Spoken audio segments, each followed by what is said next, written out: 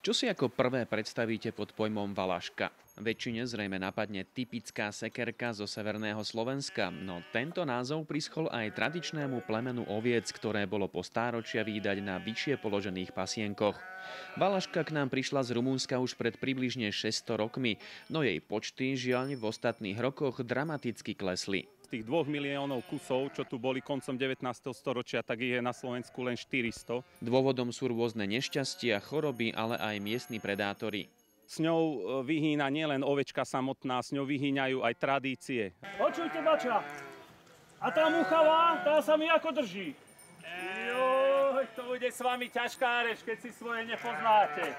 Tým, že sa poľnohospodárstvo zameralo na produkciu, začali sa chovať ovce, ktoré sú ťažšie, ktoré majú viacej mäsa, ktoré samozrejme majú aj viacej mlieka. A postupne sa tieto horské pasienky opúšťali a dochádza k určitej sukcesii, zárastu týchto lokalít. I podaj, dievča, podaj rúčku, prevediem ťa cez vodičku. Nejdem, ja sa bojím, ja neverím rečiam tvojím.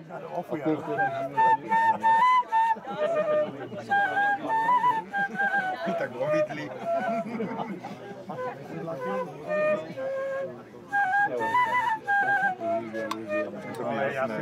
V ostatných rokoch dostala valaška novú nádej. Na liptovských salašoch totiž postupne začínajú s obnovou ich chovu. A tak okrem kamzíkov budeme stále častejšie v horách vídať aj iné rohaté čudá.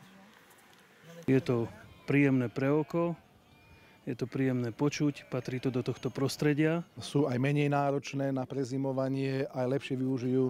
Vidíte, že aj tá tráva nie je nejaká veľká, dokážu sa tu upásť. Dneska sú veľké pozemky, kde musíte vypásať, vykášať, ale už sa to pomaličky vracia, že si ľudia kupujú tie ovce zatiaľ na to vypásanie, lebo je to ďaleko lacnejšie a praktickejšie, ale my sa budeme snažiť o to, aby znovu vlastne mohli vznikať salaše. V súčasnosti tak plnia valašky dve hlavné funkcie. Slúžia ako turistická atrakcia a zároveň kosačka trávy.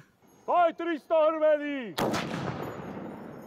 Ovečkám sa v tomto prostredí darí nad očakávania dobre.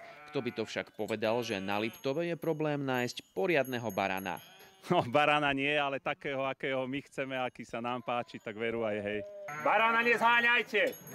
Ja som vybavil dobrého lajčiaka, ten nám bude čierne hádzať do kapcov. Počet salašov, kde možno nájsť tieto ovce, sa postupne zvyšuje, najmä vďaka nadšencom z klubu chovateľov pôvodnej valašky. Tí si radi zaspomínajú na časy, keď bolo spojenie človeka s prírodou v Liptovských horách úplne prirodzené.